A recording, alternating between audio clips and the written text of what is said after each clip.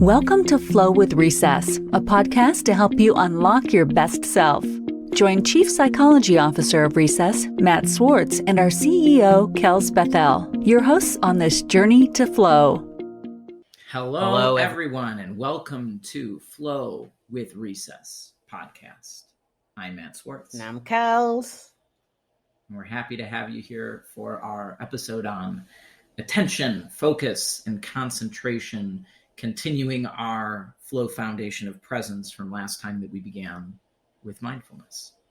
Yeah, pretty excited about this one, Matt, with my little ADHD. I mean, both of us have this experience with ADHD, so I think a lot of us now with all the stimulation and everything that's coming in with us, a lot of people have problems with just focus and attention. So excited about this episode. So, I mean, for the people, let's start with what we usually do and talk about some definitions. Like, how do we define attention? Yeah. So if I can zoom out for a second and zoom back in, you're alluding to this experience. I had an experience that I think a lot of people have, whether you have diagnosed or undiagnosed ADHD or none of the above and you're just a human, where growing up, adults told me to focus, but they didn't tell me how. What does that mean? What does that look like? Well, focus. Stop getting distracted, right? And I watch it happening with my 3-year-old son, where we'll be trying to go our way to bed, right? And he's off playing, and I'm like, Huxley, what did I ask you? Focus on what I asked you, right? And I'm just telling him to focus, but clearly something else is going on. And in my culture I grew up in, we seem to equate it with willpower and choice. Oh, somebody's choosing not to focus. But the bulk of my journey in healing through ADHD, which I originally thought was a me problem and I needed to change to fit everybody else, I've discovered the underlying key factors in, how our focus and attention work. And the end all be all is all of these things are fundamentally emotionally mediated, right? Such that, any sort of issue with attention, focus, concentration is an emotional issue. I don't think we're going to come to that today, but if I were somebody out there with attention and focus issues, I would want to know that you feel like you're pounding your head against the wall, and you are, because you're not using the thing that will actually help you to solve this problem. And I would like to release all of you out there that are suffering with focus and attention and concentration issues, thinking you've done something wrong, and get you to a place where you understand it's actually probably the people trying to get you to do the thing they want you to do don't know how to explain to you how to do it. Yeah, that's so true. And I mean, maybe before we even jump in, as you zoomed out a bit, like, what do you mean by emotion? I feel like a lot of people automatically think, surface level idea of emotion. What do you mean by attention focus as an emotional issue? Here's your 30-second bilateral moment. If you aren't already using headphones, now's the time to grab them and keep the flow going. Take this time to reconnect with your body and mind. Just listen to the sound move back and forth between your headphones and pay attention to the sensations in your body.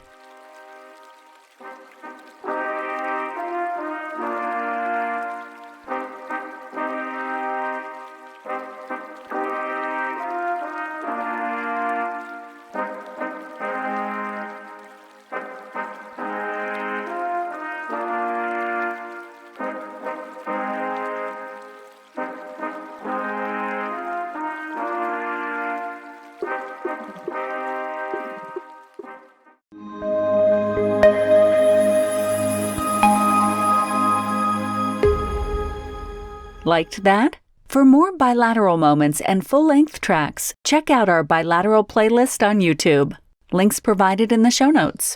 Yeah, so making it super basic, you pay attention to the stuff you like, and you tend to ignore the stuff you don't. Yeah. Make it that easy. Yeah. Right? And so I've fundamentally, over the course of the, 30 years I've been working with my attention issues, it's about creating relationships with the things I want to focus on, just as I would with anything else in my life, right? If I'm not if I'm not focusing on somebody, it's because there's a negative emotion. It could be I'm too busy. It could be that I don't like them. It could be that they're not giving me the energy I'm giving back, right? But I focus on the people and the things that are giving me energy back, or my kids, or, so teaching people how to understand how emotions impact focus, and then teaching people how to use those emotional aspects rather than just willpower is maybe harder, but it's much more sustainable in the long run. Makes sense. Yeah. Yeah. Yeah. So as we get into the definitions, I just wanted you guys to bear that in mind, that it's not just, oh, I'm going to give you these definitions and you're going to be able to do it. Well, the problem remains the same, that you're going to have to address what's underneath those focus and attention issues, which are going to be emotional regulation challenges. Mm-hmm. Yeah, that makes sense. So if you're like me, going to school, growing up, whatever, you have heard the words attention, focus, and concentration used interchangeably. It's just the same thing. Am I paying attention? Am I focusing? Am I concentrating? These are actually three separate things. And if we can define them differently, if we can give language and a place for them, then we can understand better how to modulate each one. And that it actually may be that I have strengths in one area and weakness in another. And my problem isn't just focus. My problem is, which of these should I be working on growing? And then which one should I be leaning into as a strength? So let's start with attention, right? What am I paying attention to? Attention is a limited capacity. We only have so much attention, right? So what are we paying attention to? If I'm sitting in my office here, am I paying attention to my computer or my television or the window or the cat, right? I can't pay attention to all of it. So think of attention, right? Like there's all of this stimuli and information coming in every single second from the world around us. And my job is to figure out what of that I want to pay attention to, if I can only pay attention to 25% of it. So I'll give you some metaphors. Our highway of attention has 4 lanes, and most of us are trying to shove 6 lanes of cars through that highway. And we keep getting into traffic jams, and we end up, doing work, and then we lose focus, and then we do work, and then we lose, because we're trying to pay attention to too much, right? So another metaphor would be, you walk into a room and there are 3 TVs, right? I can only really pay attention to one television at a time. Am I paying attention to the left one, the middle one, or the right one? And so that's the fundamental question with attention. Another metaphor is, you have a flashlight. You're going to light up your dark room. Do you want to light up the left side, the middle, or the right side of the room? You can't light up the whole room. Yeah. And I guess the challenge with some persons, or like myself, is where with all the stimuli that is happening, it's just difficult to differentiate which one should I dial into. 100%. Yeah. So now you're seeing the problem. Yeah. Nobody ever taught you how to select. Yeah. See, here's the thing. When those people were growing up, they had 5 when our parents' generation was growing up, they had 5 television stations, max. Maybe they had 3, maybe they had 1, maybe they had 2. They didn't have to figure out which to pay attention to. We grew up with 100 television. I had like 60, right, when I was a little kid. And maybe you had 20 or 30, I don't know, whatever, right? But we had way more stimuli to pay attention to. 100 years ago, people were sitting around doing nothing for stretches of time, right? And then maybe reading books to split it up, right? But there was periods of time where nothing was happening. Today, are you kidding me? Yeah. I didn't know nothing, right? That's the mindfulness. We're trying to put some nothing into your day, and you're like, I don't want to do that. I want to be on my phone, right? So this is the fundamental issue. We have a generation of children that were bred with too much stimuli in their environment and no skills and tools for processing through it. So what we tend to do by default is the biggest emotions win. Yeah, the ones that feel. So is it a matter? The biggest, the ones that feel the best, the ones that give us some sort of, excitement, feel good. Yep. Yeah. Or the ones that feel the worst. Or the ones that make you the angriest, the most scared, the most sad, the most upsetting, right? And so we because that's naturally how our brain works, we tend to allow, that's what it looks like. So when you see a kid who's not focusing in school, right? They're drifting off, they're dreaming about something better. They like better. They're thinking about a game at home they want to play, right? When you see those kids acting out impulsively in class, it's because the thing they're thinking or saying or doing has a better emotional relationship for them than whatever else is going on, right? And as they go through life, they pay attention to the things they like, they ignore the ones they don't. Classically for people with ADHD, I only like learning the skills I start feeling good about, and I prevent myself from learning the ones where I start and it doesn't feel good, right? So you have all of these emotional issues that are impacting people's attention, and they have no idea because it's the first generation that we're ever dealing with this. So true. That makes sense.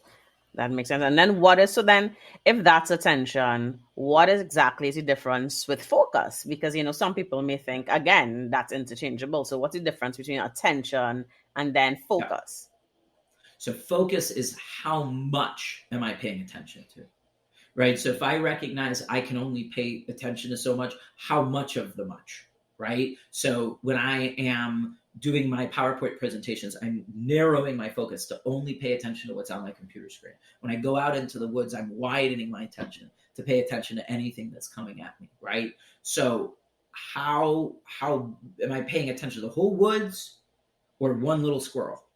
Am I paying attention to all the work I have to do or one little area? Am I paying attention to the whole room I have to clean or the one little spot, right? And there's times where narrowing your focus is essential. There's times where widening your focus is essential, and it really just depends. So again, metaphors, right? Am I paying attention to one lane of cars, the other lane of cars, right? Am I paying attention to, that's attention, right? Am I over here or am I over here? Focus is, am I paying attention to 4 lanes, 3 lanes, 2 lanes, or 1 lane? Focus is, do I have that really wide beam on my flashlight, or have I twisted it so I have the really high concentrated beam? Is it a flashlight or is it a laser, right? Or again, using the television metaphor, am I trying to pay attention to 1 television, 2 televisions, or 3 televisions? Does that make sense? Yeah, so I guess it's more like the scope. So, Yep. It's just the scope. So while the attention is what exactly, it's just how wide is that span. Yeah. Attention is what, focus is how much. Yeah. Makes sense. So I guess we could see how challenging it is if you're having trouble with both attention and focus, for example. Yeah, absolutely. Right. If you're somebody who not only has challenges picking what to pay attention to, but also things automatically widening or sharpening your focus outside of your control. Right. So like, I'm a very social person. So like part of the way my ADHD manifested in school was I would try to talk to people, right? So that's my nervous system saying, this is your favorite thing, right? But what would happen in addition to it pulling my attention away is it would narrow my focus on a person, whoever I was talking or whoever I was thinking about, right? Where my focus should have been wider so that I could pay attention to what the teacher was saying, for instance. Yeah, I think I'm very similar to you in a way, and I'm realizing just by this that my problem may be more attention than it is focus, right? Like selecting what to focus on as opposed to, I think I have a similar situation than you.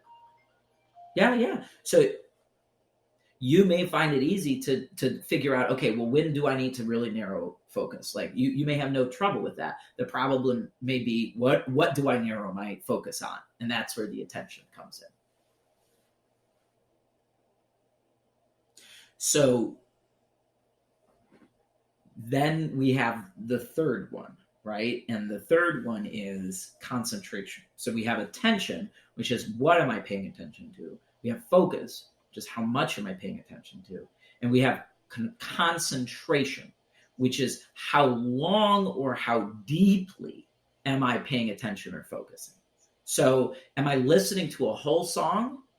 Or am I only listening to the first 30 seconds? Hello, right? They call that ADHD music listening, right? You just keep skipping through the songs because you get the burst of emotion and then you all right, know so what I'm it's thinking here, man, I didn't tell me if this makes sense. I was thinking that in terms of completing a task, for example, it sounds like attention is like the first step, like you need to select that task.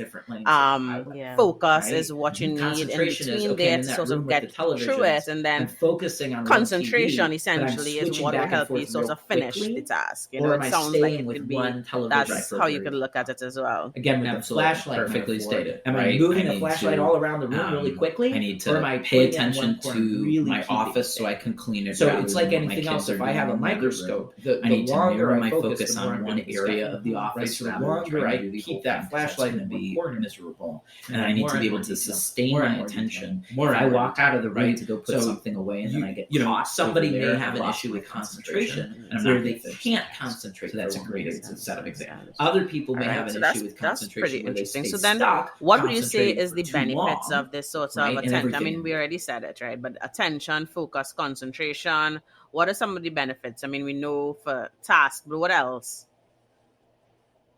Yep. So getting things done, getting them done faster, getting them done more effectively, and completing them with higher quality. But so many of times we haven't even gotten the first done, right? We don't even finish it. But then there's how good is it? How long did it take you? How stressful was it doing it, right? So, how much of my experience of distress associated with the task isn't the task itself. It's the history I have of how I deal with tasks like this, right? How much stress do I have at each point? How much stress do I have deciding what to pay attention to? How much stress do I have figuring out my focus, again, either narrow or wide? How much stress is created by my ability to concentrate or not concentrate, right? So it's am I doing the work? Am I getting it done? Am I getting it done well? Am I getting it done quickly? How much stress am I experiencing doing that work? We've all heard about the myth of multitasking, right? Even if I have a narrow focus, if I'm constantly shifting my attention or not sustaining concentration, it's not going to be effective. Multitasking does not work because the energy that it takes to move and then the time lost, the amount of stress it takes, right? Multitasking really isn't a viable solution in any case that I have encountered. And then for me, key is better relationships, right? So really it's in life, it's work and relationships, isn't it? Right? And then the fun stuff. But, usually you do the fun stuff with people you like, right? My relationships have suffered because of my inability to decide what people should I pay attention to, how can I focus on them, and then how long should I concentrate on them, right? So, for example, in school, I was trying to pay attention to people who weren't giving me time and energy rather than people who were, right? And there's, I had self-esteem issues. There was I had people right in front of me that wanted to be my friend, but I couldn't focus on those friendships because I was grasping for other ones, right? I was having trouble in a group of people. I try to focus on everybody instead of focus on 2 or 3 people, right? And walk away with those relationships. Right? Was I concentrating? Was I sustaining my attention on a relationship, or was I moving back and forth far too quickly? Or was I putting too much attention onto one relationship? Because relationships take time to grow, and really, instead of obsessing over one person, shouldn't I split that? Right? So in all of these cases, there are almost always happy middle grounds, but also each situation calls for different things. And so I think really understanding how our attention, our focus, our concentration mediate relationships, this is no surprise to somebody with ADHD. Right? It's like, that's been a problem my entire life, right? We have the out of sight, out of mind thing where people with ADHD have trouble maintaining relationships that aren't right in front of them. And so there's all of these issues that are interconnected with this. Yeah, that's true. I mean, I'm just thinking about myself when you're talking about that as well. I didn't even think about the relationship dynamic, and I as we're talking about that differentiation between attention, focus, and concentration, I could see how my challenge is really in attention. So, for example, in relationships, as you mentioned, relationships, I always was the person to have all the just a wide variety of friends. I always had like a lot of friends with the whole class. I had a lot of different types of friends and so forth, but the quality of the relationships may not have been the strongest. It may not have been the closest relationships. And so I could see that as you were talking about it, and I feel like it's something similar in terms of, let's say, work and tasks. There's a challenge in terms of all these things are happening. What should I focus on right now? And it tends to default in terms of what feels good, what is giving me the immediate gratification, And that may not be the best thing at that time. It's simply just what feels good for me. Or as you mentioned too, what is what is taking my energy. So for example, if I'm upset about something, if something is, stressing me out, I may dial into the thing that is actually having a bigger emotional response, like such something that is actually really stressing me out, something that I'm angry about. I may end up dialing into that thing as opposed to choosing something else. So I think that was really interesting in terms of what you were saying too. But There's yeah. two parts of that I want to respond to real quick. First is, in reverse order, what happens to most people with focus and attention issues left unchallenged, they will continue to focus more and more on the worst stuff until their life becomes more painful, more stressful, right? They'll keep, because remember, the negative information helps us to survive. So we're cued to pay attention to that, and then your world becomes smaller and darker and worse, and that's often what happens to people, right? By the time they get to me, they're so far into that, we have a lot of digging to do to get ourselves out, right? And then practically to what you said, I'm hearing with the friend stuff, I'm hearing focus issues and concentration issues, right? I have too big of a group rather than small enough groups. I'm moving back and forth too quickly rather than sustaining and deepening those relationships. Right? And I think, as we're talking about that, I realize, like, even in terms of like some small challenges that I have, and I don't know if this is again attention focus, but I realized that recently with my ADHD, I'm starting to get like overstimulated, and I didn't realize. I don't think that. Well, at least I didn't pay attention to it before, but now I'm having challenges just zoning out auditory stimulation. So if I'm talking to you right now, I might be focusing on a random dog barking and in the distance, and it happens as well even when I'm watching TV. Like now I have to watch something with subtitles. I'm not hearing the person's voice the same way as I'm hearing the background music, for example. So I'm having a challenge sort of distilling into what I should sort of pay attention to. I'm just getting a lot of stimulation, and I find that is something that's recently happening for me. And yeah, interesting. And just to throw it out, right? Some people are more auditory learners, some people are more kinesthetic learners, some people are more visual learners, and so that's going to impact your attention as well, right? Because I already have a more positive relationship with auditory stimuli than I do with visual stimuli. Makes sense. Yeah.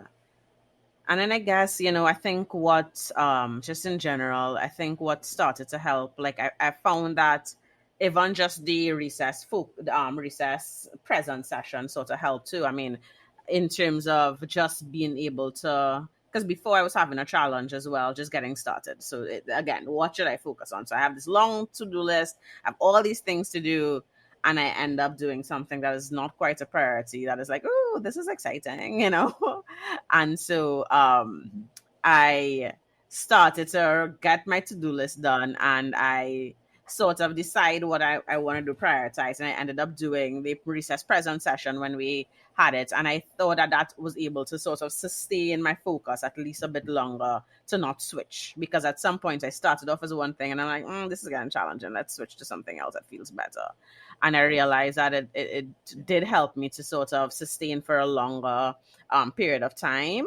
As opposed to switching out and doing something else when it became not as exciting. I find the same thing, which is why I swear by it now, right? I will use my light bar here in back of me in my office before I have to do admin work. It seems to reduce my emotional resistance to moving into the work, and it increases my ability to stay focused more effectively. Yeah, exactly. It really is helpful, and I think that, I would just encourage people to try that out as well. Like just the present session, if they have problems with, focus, attention like us, I think just that. And I think even from some of our results as well for recess, I think that a lot of people got some of the highest results in a short period of time with the present session. So that's pretty dope. I think so. That was, when we started this, I thought this was going to be more for stress. But seeing that data, especially the more recent one pager you did, I'm like, holy shit, I may have helped to invent something that can really positively impact ADHD. Exactly. And I didn't even mean to, right? Because you were even talking about your experience with stimulants, right? And so many people have had, I took stimulants from 2nd to 9th grade, right? And they do great things, but there's also a lot of downsides. And one of the biggest downsides is the crash, right? Like you're up for 6 hours and then the next 4 hours is freaking miserable, right? And you become emotionally dysregulated and you tune out, you tend to dissociate. Like there's all of these costs that come with, the stimulants, and the stimulants will sharpen your focus, but sometimes too long much, right? And then you lose track of other. For me, again, with stimulants, like for example, like Concerta, for example, like that's what I was on. It's like, it's too long. So whilst the present session, I was able to being able to time block into like a 2-hour period. I was with stimulants. It's like I have this long period of time, and I'm starting to lose what I should. It's this long period of time. I'm overstimulated at that point, and I want to move on to something 100%. Else. I want to do something else, and I can't get myself out of that state. And I realized it was also affecting my mood. So I ended up being very irritable. If somebody comes and says something to me, I ended up feeling very irritable when I'm on stimulants. And with recess, I really didn't have that challenge. That happens to me normally. Like if somebody interrupts my focus, I get super irritable and pissed. So I understand that, and I've heard tons of people say that increases on stimulants. So I'm really sorry. Yeah, but I think as you're saying, it's pretty exciting what with recess. So I really think that what we do could help so much people. And also I was doing this thing too where I was trying to do recess while on stimulants to try to build that muscle while I'm in that zone as well. And I think that also helps in terms of helping to build that muscle a bit more too. Want to get even deeper into your flow? Learn more about today's episode on our blog, The Science of Productivity. Find out more about today's topic by visiting our blog, Boosting Attention, Focus, and Concentration. Our mental health app can help. Here, you'll get more insights and tips on how you can maintain your flow state every day.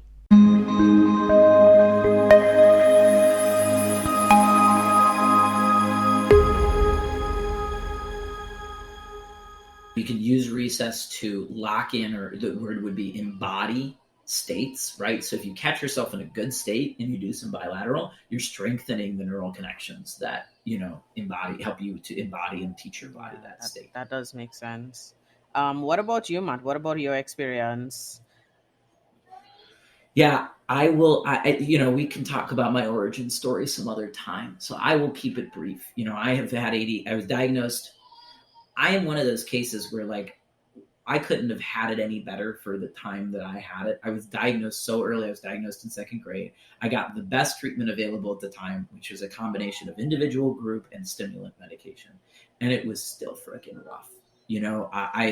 Unfortunately, the overall message was I'm broken, rather than the message, you have ADHD, something's wrong with you, it'll only get so much better, rather than, well, actually, this is how the brain works, so this is why it's happening and all that. So, for me, it's been this evolution of understanding how to improve my attention, focus, and concentration, which I really didn't get. I had to teach myself that after college.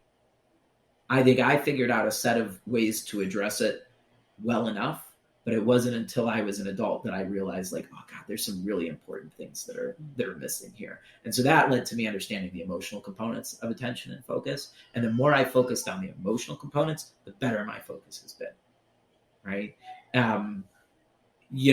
Things especially in team and work contexts, right? That's most relevant right now. I have a hard time in meetings, even to this day, paying attention to stuff that projects. If I'm doing an executive leadership team meeting, I'm tuning out all the projects that I'm not involved in, and I'm going on my phone, and I can't pay attention to portions of the business I'm not involved in. And the second it's my turn, I'm in and it's over, or when anybody's talking about things that are relevant to me, I'm paying attention. Definitely overly focused on my own stuff, definitely only more focused on the things that, apply directly to me, which sometimes may be helpful, but other times I may be tuning out essential things I need to know for the team or for the larger scope, right? And I think that's been a challenge. And then the last thing I would say most of all is attention and focus is not intelligence. You can be really intelligent and have really poor attention and focus and concentration, or you can have really good focus, attention, focus, and concentration, and not be that intelligent and actually do better than somebody who's of the same intelligence level because you have more focus, or even better than somebody who has a higher intelligence level. There's, I've seen so many really smart people who can't get anything done, right? And that was always one of my like ghosts of Christmas future. Like, I do not want to end up like that. I want to figure out how to be able to execute on that is so true, because I think a lot of the time, especially with kids, a lot of the time I think parents also does that to kids as well. When they're having trouble holding their attention and so forth, they automatically think that it's a problem with their intelligence. They think that something is wrong with them, they're not as intelligent, and it's really like no. Yep. Absolutely. So are we ready to talk about flow, Kelz, and kind of looking at the ways in which attention, focus, concentration kind of help us with flow? I think a couple things jump out and certainly add things, but first, flow, when we're in flow state, it does a lot of the attention work for us. It helps us pay attention to what we need to and tune out the stuff we don't. But then it's also true in the reverse, which is the more focused we are, the more focused on the things we're supposed to be focused on or we want to be focused on, the easier it is to get into flow, right? The deeper that flow is. So it goes both ways, right? But what we know is what we focus on grows. So if I continue, again, to pay attention to the stuff I'm trying to fix or stop or prevent versus the stuff I want to create and grow and nurture, the first is not flow. And the second definitely is. And I think that is what holds people back a lot from getting into flow, is they're trying to fix stuff all the time instead of trying to lean into the areas where focus and attention are easier. And I think you already talked about, using recess to enhance that focus to get that flow. But I think, again, what's really key is when you watch people in flow, they are taking care of all of those focus issues, that there isn't a focus issue. And the second focus issues come in, pulls people out. And I think it might be a good time to mention more deeply how we see this area of focus. I mean, we're in the presence component, and maybe we should just talk about how we look at where is attention focus in terms of our four foundations of flow, and how we look at it in terms of our entire model. Yeah. So the recess foundations of flow, we have the 5 foundations and the 4 that the app works on. So we have play, which is not in the app. We have presence, which is where focus is. We have purpose, we have potential, and we have peace. And so we're really zooming in on that presence part, right? Am I present and engaged in my current reality? The first part is awareness. The second part is focus. And the third part is energy, and energy being, where am I directing my energy, right? So when we're working on this presence component within recess, we're focused on, we're trying to help a person get out of the past, get out of the future, come back to the present. That's the first step.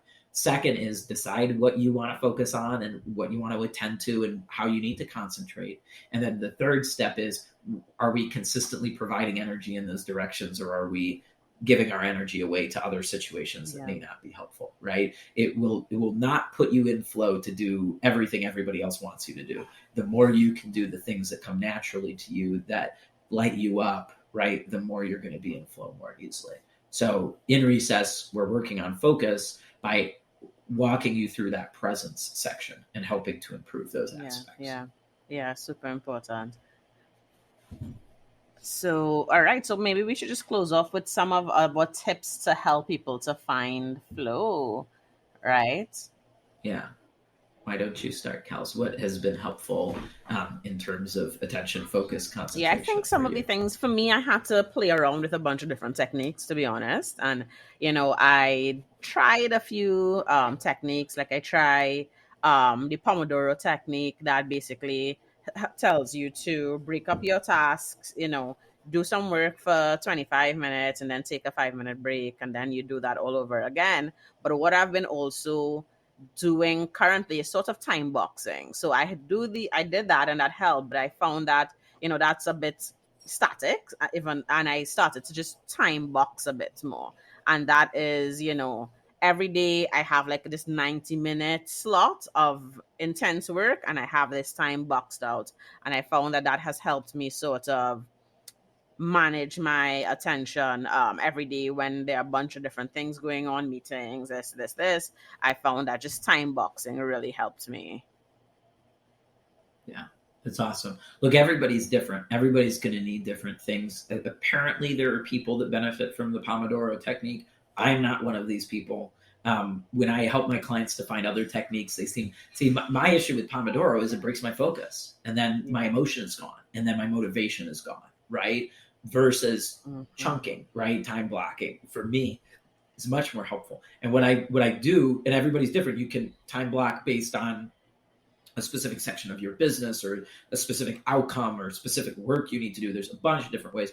I try to group stuff together that is relevant to each other so that as I move from one thing to another, it feels more interconnected. And that can be this, again, the same subject material, or it can be the same type of outcome, or it can be like, I'll categorize things based on, okay, is this work? Is this growth? Is this family? Is this friendship? Is this, trying to like, basically it's a needs method of time blocking. What needs are being fulfilled throughout my week? How much time am I giving to each of those needs, right?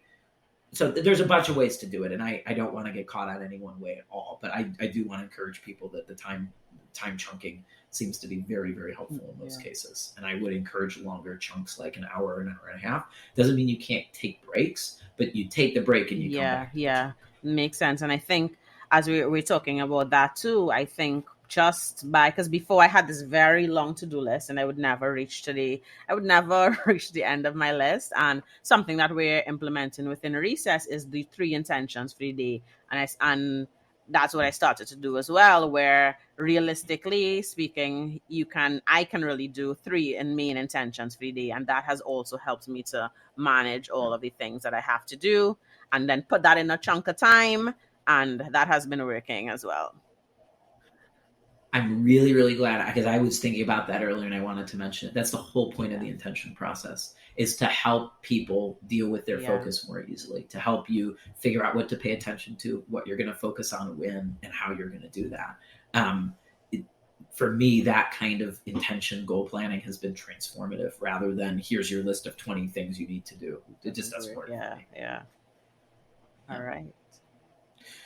So in all of that, my real big tip would be, I encourage people to practice on the easy stuff first, right? Understand if you really learn some of these principles, it may take you 2 years, 5 years, whatever, to get really good at any of these aspects. So start with the easy stuff. Why does Pomodoro work? Well, it helps you take care of the easy stuff. And so start there. And that may be really helpful for you building another aspect of flow, which is your potential, your feeling of self-efficacy and capability, right? So, all of these areas aren't separate. They grow into each other. So it's okay that the big stuff is too challenging right now. That's fine. Let's build some skill and success on the smaller stuff, or the stuff that's more attractive to you emotionally. Like let's lean into what's easiest. Yeah.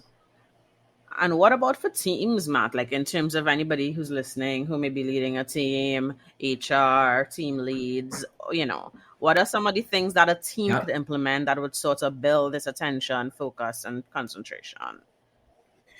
We want to make it simple, right? Because we recognize how workplace culture works and how these things work. And it's not just going to transform overnight. Last time we said like integrating a little bit of mindfulness, or even just allowing your people to do mindfulness, right? Simple here is allow breaks and resets to be part of company culture, right? So eliminate that negative pressure if somebody walks away from their desk. Understand that actually they could come back and have 4 times more productivity than they did by them allowing them to take a 15-minute walk or a half an hour walk or whatever. And you're like, oh, they're wasting a half an hour. We need to get these projects done. Well, what if they come back and they actually do way better than they would have done before, right? So as a manager, just coming to somebody's desk, if somebody's telling you I'm having trouble being productive, being able to say, great, go take a walk, see you in a half an hour. Yeah. Right? It's simple stuff. Most people in today's company cultures don't feel okay taking breaks. They don't feel okay leaving their desk because they think they're going to be judged for it. Yeah, that makes sense. I love it. All right. I think we're at the tail end here, and I hope this was really helpful. Again, as always, I can talk for hours about this. This has been my little ADHD life, but I hope everybody got some value out of understanding these components. We'll go more deeply into them in the future. But thank you guys for being with us and listening to our Flow with Recess podcast. We've been doing some present stuff, and we're going to move into peace next. Our next 2 sessions will be around the peace foundation of our foundations of flow. Thanks for being here. I was Matt Swartz. And I'm Kelz. Thank you guys. And we'll look forward to seeing you soon. All right. Bye. Thanks for tuning in to Flow with Recess. By the way, your flow doesn't have to end here.